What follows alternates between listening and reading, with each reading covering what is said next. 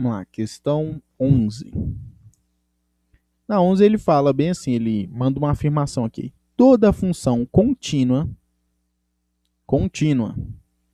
definida no intervalo, nesse caso aqui ele botou intervalo AB, ela tem um ponto de máximo e de mínimo. E aí ele pede para a gente usar os exercícios anteriores para bolar uma estratégia para resolver as próximas questões, né? Para encontrar os pontos de máximo e mínimo. Então vou descrever aqui algumas funções para a gente analisar, né?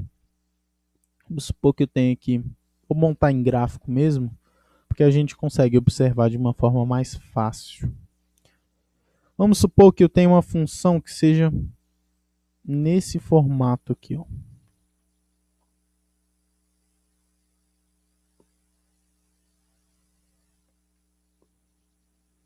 Aqui, vou marcar o ponto A e aqui o ponto B. Aqui o Y e aqui o X. Tá, beleza. Eu descrevi aqui uma função qualquer. Se a gente for avaliar, a gente vai procurar, né, um ponto de máximo ou um ponto de mínimo.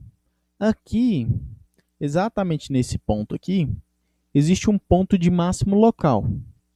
Ou seja, esse valor que está aqui, ele é o maior do entorno dele. Futuramente eu vou mostrar direitinho como a gente encontra máximos e mínimos locais, de uma forma um tanto mais rápida. Mas no geral é sempre quando tem um morro ou um vale. Quando você tem um morro ou um morro você tem um máximo. E num vale você tem um mínimo. Beleza? E a gente acabou de ver que sempre quando a gente tem um máximo ou um mínimo local, nesse ponto a derivada é zero. Beleza? Tá, então o que a gente vai fazer? Primeiro a gente vai vai derivar a função, encontrar quais são os valores em que a derivada da função é zero. Nesse caso aqui, na nossa função, só tem um ponto em que a derivada é zero, que é esse ponto aqui. Depois de encontrar esse ponto em que a derivada é zero, a gente vai comparar. Eu vou marcar esse ponto aqui como x0, tá bom? Já que a gente estava marcando lá. É o único ponto de máximo, x0. No final, a gente vai comparar os valores de f de A, ou seja, são os valores do extremo, f de A, f de B, que também é um extremo, e o valor da função aqui no meio, nesse ponto aqui, que é um ponto crítico, f de x0, que é um ponto de máximo, né? Se você observar, dentre esses três valores, do jeito que eu desenhei, o maior, o máximo global dessa função é esse f de x0. F de x0 é o máximo dessa função, o máximo global. O mínimo, se você observar, não é o f de x0. O mínimo é o f de A. Então, por isso que a gente sempre tem que lembrar de comparar os extremos. Além de encontrar os pontos críticos, você também tem que olhar os extremos. E no final a gente compara isso. Compara todos os três valores. Então, primeiro, a gente deriva igual a zero. Encontra todos os pontos críticos.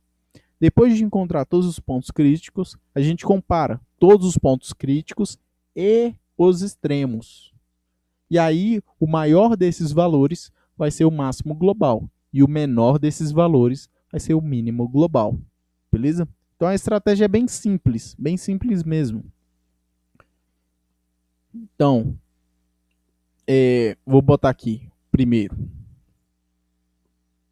resolver a derivada igual a zero. E essa resolução ela pode dar uma ou mais soluções. Depende aí do que for.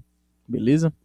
Depois de resolver aqui, o segundo passo é comparar. o F. Vou botar aqui x1, x2, x3, x4, xn como soluções dessa equação. Então a gente vai comparar f de x1 com f de x2, com f de x3, enfim, depende do número de soluções que tiver, né? Se essa equação tiver n soluções, tu vai comparar até o f de xn, beleza? E além disso, você também tem que comparar o f de A e o f de B, que não está mais cabendo na folha. Beleza? O f de A e o f de B você também tem que comparar. Beleza. O maior de todos esses valores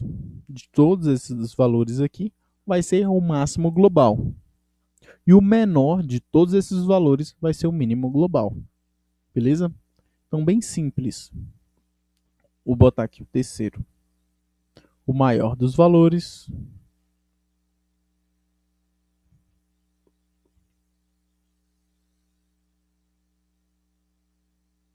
é o máximo global.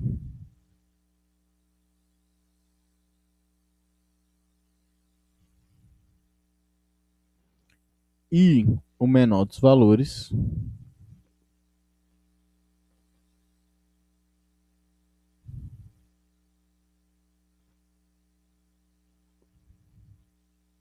é o mínimo global.